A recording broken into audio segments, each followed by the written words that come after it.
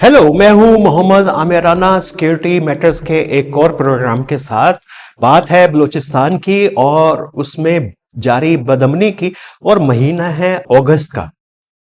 अभी 2-3 दिन पहले 8 अगस्त था और 8 अगस्त बलूचिस्तान की तारीख के स्याह दिनों में से हैं जब वहां एक मजहबी दहशतगर्द तंजीम ने वकला को निशाना बनाया था और पूरे सूबे की सबसे एलिटिस्ट किस्म की जो कानून को डिफेंड करने वाली बरादरी है उसको ख़त्म किया था। और फिर उसी दिन हॉस्पिटल में जब वो लोग मैयतें लेने के लिए जा रहे थे तो वहाँ पे एक और खुदकुश किया था और ये दिन याद रखा जाएगा। लेकिन 8 अगस्त की जो और बहुत सारे हवाले भी मौजूद हैं, ये मजहबी दहशतगर्दों से लेके फिर जाके बीएलएफ के मिलिटेंट से जाके मिलती है जो 8 अगस्त को एक एनिवर्सरी मनाते हैं डॉक्टर खालिद बलोच और उनके साथियों की। और फिर 14 अगस्त 2017 बड़ा अहम था कि जब बीएलए ने अपनी कार्रवाइयों को एक्सपेंड किया था बलूचिस्तान में, और ये उन्होंने किया था एफसी की व्हीकल को बॉम्बिंग करके हरनाई के अंदर। और 11 अगस्त को तो मजीद ब्रिगेड ने अपनी पहली बड़ी कार्रवाई की थी जब उन्होंने दालबंदीन के अंदर चाइनीज इंजीनियर को टारगेट किया था और उसमें असलम अच्छू के अपने बेटे ने किरदार अदा किया था। और फिर 13 अगस्त का दिन भी बलोच नौजवानों के जख्मों पे नमक छिड़कता है, क्योंकि ये वो दिन है जब हयात बलोच को तुर्बत में एफसी सोल्जर ने निशाना बनाया था। और लेकिन ये एक ऐसा वाकया था कि जिसके अंदर फिर एफसी के जो जिम्मेदार थे उन्होंने उस सिपाही को पकड़ा था और उसको इबरतनाक सजा सुनाने का वादा किया था। और न्यूमरस वाकयात हैं और 25 और 26 अगस्त को आपको याद है आज से 2 साल पहले ऑपरेशन हेरोफ का आगाज हुआ था। ये वाकयात हैं, भरे पड़े हैं। अगस्त की टाइमलाइन हमने आपके सामने रखी है कि ये 8 अगस्त से लेके 26 अगस्त तक इसमें पाकिस्तान का यौम आज़ादी भी आता है, वो भी बड़ा क्रिटिकल डे है। और यहाँ 2014 में बीएलए ने कायदे आजम की ज़ियारत रेजिडेंसी के ऊपर हमला भी किया था। ये अगस्त अहम क्यों है बलूचिस्तान की हिस्ट्री के अंदर, इस पे कुछ कहने की ज़रूरत नहीं है, क्योंकि ये इसको 11 अगस्त को जो बलोच इंडिपेंडेंस डे के तौर पे भी एक दौर में कौम परस्त जमातें सेलिब्रेट करती रही हैं, लेकिन अब इसको जो है मुज़ाहिमतकार इसको सेलिब्रेट करते हैं और इसमें बहुत सारे अपना प्रोपेगेंडा मटेरियल भी रिलीज़ करते हैं। इसके ऊपर फिर आर्गूमेंट चलता है एक्सेशन और एनेक्सेशन के कॉन्टेक्स्ट में कि ये एनेक्सेशन थी, एक्सेशन थी। फिर खान ऑफ कलात के बेटे जो हैं एक उनको ख्वाब नज़र आते हैं, वो इन दिनों में बलूचिस्तान के सीन पे नज़र आते हैं। फिर पाकिस्तान 14 अगस्त को तो जाहिर है कि यौम आज़ादी है पाकिस्तान का, इन दिनों में भी ये बीएलए करती है। लेकिन एक और अहम वाकया जिसने पूरी इंसर्जेंसी को, बदअमनी को, दहशतगर्दी को बलूचिस्तान में जो है वो ट्रिगर किया था, वो वाकया है 26 अगस्त का, जिस दिन ऑपरेशन हेरोफ 2024 में लॉन्च किया गया था। और ये है डेथ एनिवर्सरी ऑफ नवाब अकबर खान बुगटी। और ये एक ऐसा जख्म है कि जिसको अभी तक बलूचिस्तान भूल नहीं पा रहा और ये इंटेंसिफाई होता जा रहा है। लेकिन ये साल अगस्त जो है इसमें बहुत सारे अभी से वाकयात हो गए हैं। और इस साल बीएलए ने अपने ऑपरेशन लॉन्च करने का ऐलान किया है। बीएलएफ ने अपने स्पेशल ऑपरेशन, जिनके हम यहाँ पे तफसील और नहीं जाएंगे क्योंकि हम किसी के प्रोपेगेंडा या माउथ पीस नहीं है, ना ही हम चाहेंगे कि वो उसको इस तरीके से खौफ फैलाने के लिए इस्तेमाल किया जाए। यहाँ पे ब्रास से लेके और सारे जो शेड्स हैं उन्होंने अपने अपने ऑपरेशंस का ऐलान कर दिया हुआ है। और इस वक्त पूरे बलूचिस्तान में और ख़ास तौर के ऊपर कोयटा के अंदर जो है वो हाई अलर्ट है। नोशकी का हम जिक्र कर चुके हैं कि वो कर्फ्यू की जद में है, रहा है, कुछ अरसे के लिए खुलता है और फिर वो बंद हो जाता है। फिर कुछ अज़ला के अंदर जो है वो ऑफ़िशियली जो है शटल डाउन जो किया गया है, ये मिसालें भी कम-कम मिलती हैं।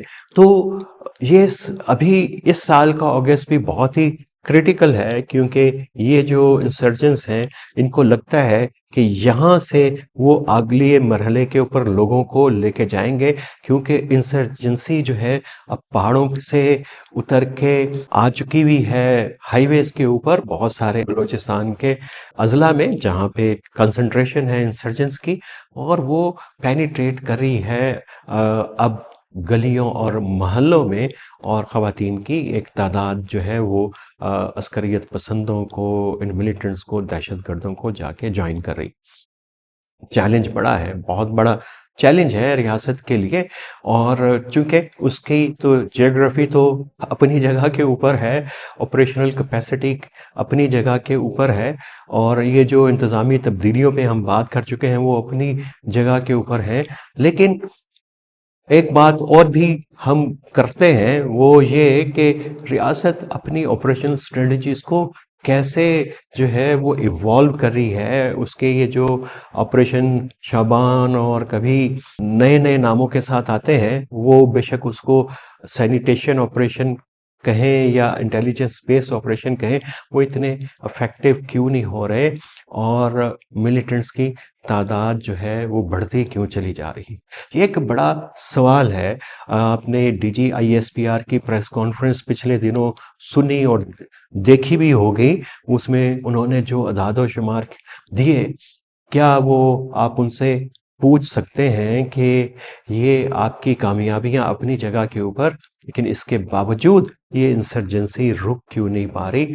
और ये भी आपको हैरत होगी कि पाकिस्तान में पिछले कुछ माह से जो गिरफ्तार होने वाले अफराद हैं, मुख्तलिफ शुबे में चार्जेस के अंदर, मुख्तलिफ मजहबी, गैर मजहबी, अस्करियत पसंद तंजीमों से ताल्लुक़ रखने के इल्ज़ाम में उनकी तादाद बहुत कम हो रही है, और जुलाई में सिर्फ ऐसे 5 गिरफ्तारियां ज़ाहिर की गई। ये बहुत अलार्मिंग है कि 2 सूबे और लपेट में हों बदअमनी की, और उसके इम्पैक्ट बाकी पाकिस्तान के ऊपर भी आ रहा हो, और वहाँ पे सिर्फ 5 गिरफ्तारियां, और उसके मुकाबले में मिसिंग पर्सन्स की तादाद जो है वो बढ़ती जा रही है, जिसके ऊपर ह्यूमन राइट्स वॉच डॉग्स और इंडिविजुअल जो ह्यूमन राइट्स के एक्टिविस्ट हैं वो अपने शदीद शुबहात का इजहार कर रहे हैं। यानी ये पहलू इसलिए इम्पोर्टेंट है कि मिसिंग पर्सन्स का और कम गिरफ्तारियों की सूरत के अंदर तो पूरा एक केस चलता है अदालतों में, और इन्वेस्टिगेशन होती है, वो दूध का दूध और पानी का पानी हो जाता है। लेकिन ये मिसिंग पर्सन्स केस के अंदर ये बिल्कुल नहीं हो पाता, और एक इम्प्यूनिटी के अंडर ये सारी चीज़ें जारी होती हैं। वज़ीर आला बलूचिस्तान मीर सरफराज बुगटी ने बहुत कवानीन में, एंटी टेररिज्म कवानीन में तब्दीलियाँ भी लेके आए। उन्होंने ये भी नवीद दी थी कि फरवरी 2026 के बाद बलूचिस्तान में एक फ़र्द भी मिसिंग नहीं होगा, लेकिन इनकी तादाद तो पहले से भी ज़्यादा बढ़ती चली जा रही है। इन्होंने वो सेंटर भी बनाए हैं जिनको हिरासत में रखने वाले, उसके बावजूद भी ये इक़दामात सही साबित नहीं हो पा रहे। तो वजह क्या है? मसला कहाँ पे है? क्या कहीं पे कोऑर्डिनेशन का इशू है, या अभी बहुत सारे इबाहम हैं कि हमने किस वक्त और कैसे ख़तरे को रिस्पॉन्ड करना है, या फिर ये कि ये कोई तासुर जहन में लेके बैठे हैं कि इंसर्जेंसी है, उसका एक लाइफ साइकिल है, और वो उसका पीक आएगा और उसके बाद डिक्लाइन शुरू होगा, फिर हम ऑपरेशन करेंगे। और ऐसे बहुत सारे सुकरात, अफलातून जो हैं दानिश्वर इस्टेब्लिशमेंट के करीब हैं, जो ये समझते हैं कि अभी ये पीक आएगा और ये होगा। इंसर्जेंसी पीक पे जाती है, ये उस वक्त जाती है जब रियासत और सिक्योरिटी इदारों की थ्रेट परसेप्शन खासी वेग होती है, उनको समझ नहीं आ रही होती, क्योंकि ये एक मुमकिन नहीं है कि खुद ब खुद ही कोई नेचुरल ग्रोथ आए और एक कोई चीज़ ऊपर जाके धड़ाम से नीचे गिर जाए, ग्रेजुअली खुद ही जो है वो नीचे आना शुरू हो जाए। उसके ऊपर जाने की भी वजूहात होती हैं, उसके नीचे आने की भी वजूहात होती हैं। क्या हम उस पे बात कर रहे हैं कि हम देख रहे हैं ज़्यादा से ज़्यादा मोटी-मोटी 2-3 बातें हो जाती हैं कि डायलॉग हो जाए, बातचीत हो जाए, वो होगी कैसे, क्या होगा, कोई चीज़ें कोई समझ नहीं आ रही कि चल कैसे रही हैं, और बातचीत के सारे दरवाजे बंद हैं। हमें ये भी नहीं पता कि इस वक्त फैसला साज बलूचिस्तान के मतलब सोच क्या रहे हैं, क्योंकि इतने दबीज तहे हैं, इतने दरवाजे हैं, दीवारें हैं, कि बहुत कम शुनीद बाहर निकलती है कि बलूचिस्तान का फ्यूचर क्या है, रियासत कैसे देख रही है, क्या उसकी स्ट्रेटजी है, क्या वो आगे आने वाले दिनों में देखना चाह रही है। लेकिन इसकी कीमत बलूचिस्तान का आम आदमी दे रहा है, जिसका कारोबार मुतासिर हो रहा है, जिसकी रोज़मर्रा ज़िंदगी मुतासिर हो रही है। वहाँ पे एक इसके साथ साथ क्राइम और बदअमनी की लहर जो है वो भी चलना शुरू हो गई है, और क्राइम का रेशो एकदम से बढ़ना शुरू हो गया है।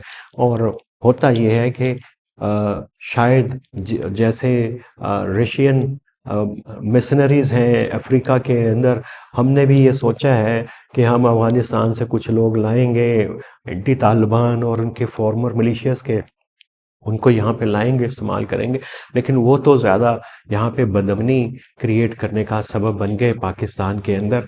तो मामलात जो हैं वो खासे गंभीर चल रहे हैं। तो इस सूरत हाल में होगा क्या, बलूचिस्तान का मुस्तकबिल क्या है, क्या होगा, ये एक बहुत ही अहम सवाल है। इस अहम सवाल का जवाब जब मांगा जाए, जिनको पता है कि जवाब क्या है, वो कहते हैं कि हमारे पास बलूचिस्तान के लिए एक बड़ा नेशनल एक्शन प्लान है, और बलूचिस्तान के नेशनल एक्शन प्लान पे हम बात भी कर चुके हुए हैं। आप जाइए security matters with Aamir Rana के पुराने एपिसोड्स देखिए, उसमें पूरा खाका हमने आपके सामने शेयर किया कि 10 साल का ये मंसूबा है, और 10 साल में security sector reform, administrative reform, और पिछले प्रोग्राम में हमने जिक्र किया कि ये पूरी एडमिनिस्ट्रेटिव रिफॉर्म्स का पूरा मॉडल शायद पाकिस्तान के ऊपर नाफिज किया जाएगा। और अब बात ऐसे ही समझ आ रही है कि पाकिस्तान को मुख्तलिफ इंतज़ामी यूनिट्स में तकसीम करके उसके ऊपर एक सदारती निज़ाम लाया जाएगा, और बलूचिस्तान की तर्ज के ऊपर, जहाँ पे FC का IG ही बादशाह है, इसी तरीके से एक पूरा कंट्रोल किस्म का एक इंतज़ामी निज़ाम लाया जाएगा, और ये हार्डनिंग द स्टेट के पूरे फ्रेमवर्क के अंदर हो रहा है। अभी हमें नहीं पता कि पार्लियामेंट में सकत बची है कि नहीं, कि ये जो एक हार्डनिंग द स्टेट का पूरा प्रोसेस चल रहा है, ये एक नज़रियाती प्रोजेक्ट भी है, ये एक सियासी इंजीनियरिंग का प्रोजेक्ट भी है, ये सोशल इंजीनियरिंग का प्रोजेक्ट भी है, ये इकनॉमिक इंजीनियरिंग का प्रोजेक्ट भी है, ये पाकिस्तान के नेशनलिज्म और आइडेंटिटी की इंजीनियरिंग का प्रोसेस भी है। लेकिन इसमें पार्लियामेंट नहीं है, इसमें सिविल सोसाइटी नहीं है, ये कहीं और पे हो रहा है, उस पर कोई उसी तरीके से कोई बात नहीं कर रहा।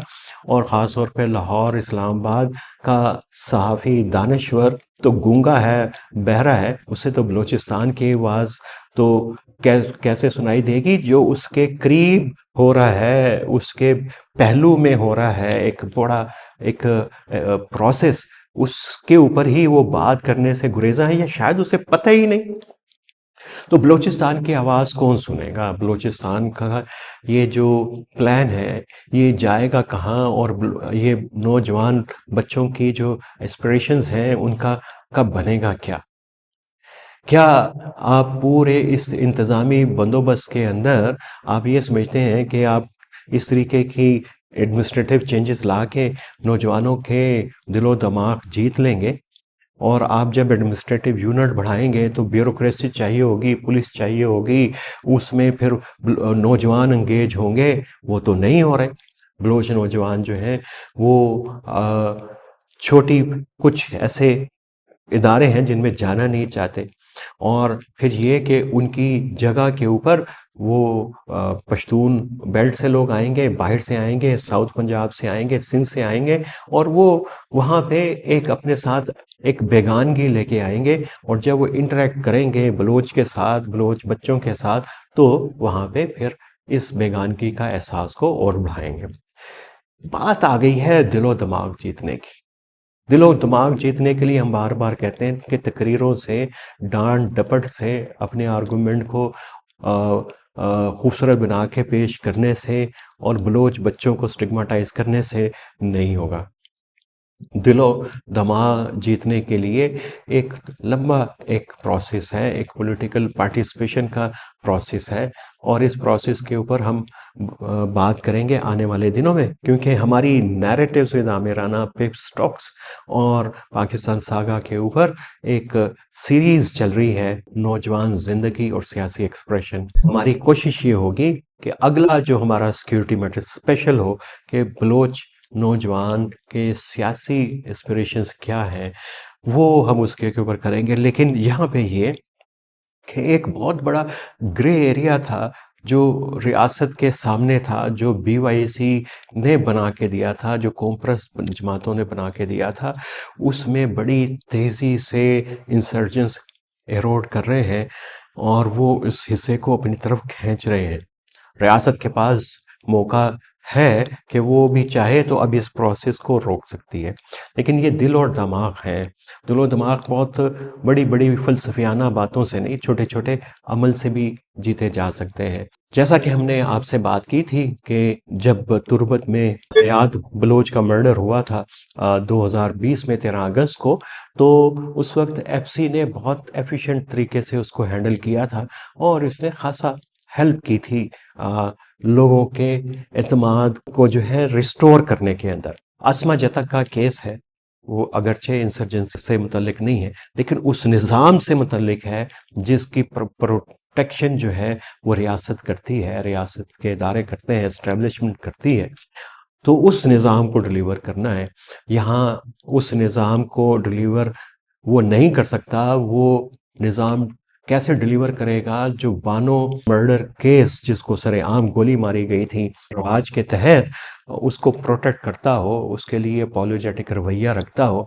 तो ये जो अपोलोजेटिक रवैया है, इस वक्त बलूचिस्तान की सोसाइटी बदल चुकी है, बलूचिस्तान का नौजवान बदल चुका है और वो बिल्कुल और अंदाज से सोच रहा है और सोचना चाहता है जैसे बाकी पाकिस्तान का नौजवान सोच रहा है। क्योंकि दुनिया के जो नौजवान हैं वो बिल्कुल और तरीके से सोच रहे हैं, इस रीजन के नौजवान और तरीके से सोच रहे हैं और ये बलूचिस्तान का नौजवान भी उनके साथ शामिल होना चाहता है। इसे शामिल होने दीजिए, इसके लिए सियासत के रास्ते खोल दें, इसके लिए कैंपस में बातचीत करने का, लॉन में बैठ के किताबों पे डिस्कशन करने का, स्टडी ग्रुप करने का मौका ज़रूर दे दें। ख़्वाह वो फ्रांस फैनन को डिस्कस करें, ख़्वाह वो माओ ज़ेतुंग की गुरिल्ला स्ट्रेटजीज़ को डिस्कस करें, लेकिन जब बात चलती है तो वो कहीं न कहीं जाके किनारे पे लगती है। बहुत थोड़े लोग डिस्कशन के नतीजे में जाके वायलेंट होते हैं और ये भी एक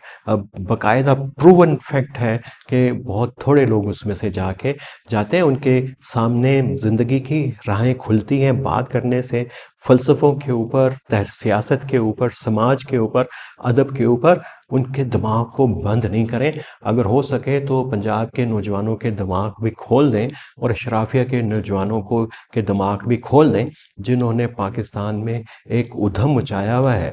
तो उस नौजवान को कंट्रोल करने की ज़रूरत है जो कानून को जूते की नोक पे रखता है और जिसके लिए ये रियासत वो उसकी एक ऐसी जागीर है, ऐसा जंगल है जहाँ पे वो जो चाहे, जैसे चाहे वो करे।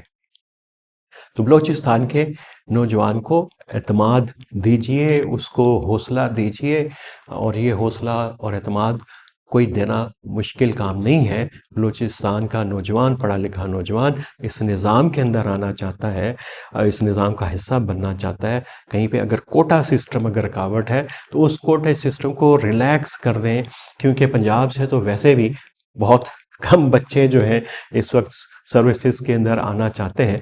उसको मौका दें, जब उसको ब्यूरोक्रेसी में आने का मौका मिलेगा, उसको पब्लिक सेक्टर में आने का मौका मिलेगा, तो फिर बलोच नौजवान एफसी में भी आएगा और वो पुलिस के अंदर भी आएगा, सीटीडी के अंदर भी आएगा, जो कि इस वक्त एक बड़ा बदनाम महकमा है पूरे बलूचिस्तान में। और ख़ास तौर के ऊपर जो बालाज बलोच का कत्ल था वो भी फिर तुर्बत में हुआ था और वो उसने पूरी तहरीक को उभारा था। अगस्त है, 14 अगस्त आ रहा है, पाकिस्तान का यौम आज़ादी है। बलूचिस्तान के अपने एक ज़ख़म है, वो भी अगस्त के अंदर बहुत है। और बलोच तहरीकों ने, मुज़ाहिमती तहरीकों ने, मिलिटेंट तहरीकों ने पाकिस्तान को, बलूचिस्तान को ज़ख़म भी बहुत इस महीने के अंदर दिए हैं। वो सोचें या ना सोचें कि दुनिया कैसे बदल रही है और दुनिया में कैसे नॉन स्टेट एक्टर्स के लिए वो उनकी कमी स्पेस में कम होती जा रही है। और अल्टीमेटली यहाँ पे भी ना तो इस रीजन की क़ुव्वतें, ना आलमी क़ुव्वतें चाहेंगी कि यहाँ पे नॉन स्टेट एक्टर्स काफ़ी देर ठहर सकें। हम माइंस मिनरल्स के कॉन्टेक्स्ट में बात नहीं कर रहे कि अमेरिका की दिलचस्पी एक दफ़ा फिर बढ़ना शुरू हो गई है उन सेक्टर्स के अंदर भी जहाँ पे नहीं थी, बल्कि टॉलरेंस नहीं है। और वो फिर रियासत को मदद करेंगे उनको ख़त्म करने की। लेकिन रियासत के लिए, यौम आज़ादी के लिए वो करारदादे मकासद थी जो मीनार पाकिस्तान के ऊपर कुंदा है, लाहौर रेजोल्यूशन जिसे कहते हैं, उसको ज़रूर देख लें। उसमें शायद पाकिस्तान के मसाइल का हल मौजूद है कि सूबों को आपस में कैसे रहना है और वफाक को आपस में कैसे काम करेंगे, मुख्तलिफ इकाइयाँ कैसे काम करेंगी। और फिर कायदे आज़म की 11 अगस्त की तकरीर भी ज़रूर एक मरतबा देख लें। अब तो उसके ऊपर जो तनाज़ा था वो भी ख़त्म हो गया हुआ है। उसके बाद बेशक आप ऑब्जेक्टिव रेजोल्यूशन 1949 की जो प्रीएम्बल है पाकिस्तान के कॉन्स्टिट्यूशन का, उसको भी पढ़ लें। और सबसे इम्पोर्टेंट ये कि पाकिस्तान के आइन के जो 38 तक शिके हैं उनको ज़रूर देख लें। शायद पाकिस्तान के मसाइल का हल इसके अंदर है, बलूचिस्तान के मसाइल का हल आपको यहीं से मिलेगा। उसमें किसी ऐरे गैरे नथु खैरे को से मशावरत करने की आपको ज़रूरत नहीं पड़ेगी। ये था आज का security matters with Aamir Rana. और अगले सोमवार को हम बात करेंगे बलूचिस्तान की यूथ और उसकी सियासी तरजीहात के ऊपर। खुदा हाफिज़।